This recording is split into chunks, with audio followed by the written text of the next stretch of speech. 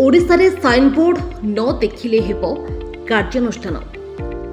व्यवसायी और दोकानी मानक ओडिशा सरकार चेतावनी जदि से निज दोकान व्यावसायिक प्रतिष्ठान में साइनबोर्ड रे ओडिया भाषा व्यवहार न करेंगे तेबे सेमानक विरोध में आईन अनुଯାयी कार्यानुष्ठान ग्रहण कर श्रम और कर्मचारी राज्य बीमा विभाग एने एक अभियान आरंभ करिछि जो सबु दोकान और व्यावसायिक प्रतिष्ठान में ओडिया साइनबोर्ड लागिबा निश्चिंत करा।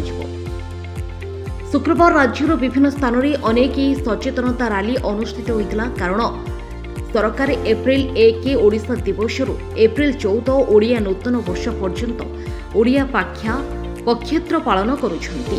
राजधानी रे एक रैली उद्घाटन करी श्रम वन परिवेश और जलवायु परिवर्तन मंत्री गणेशराम सिंह खुंटिया व्यवसायी मानक स्पष्ट और सठिक भाव ओडिया रे साइनबोर्ड लिखिबा को अनुरोध करिसेंती। Bureau report Times Odia.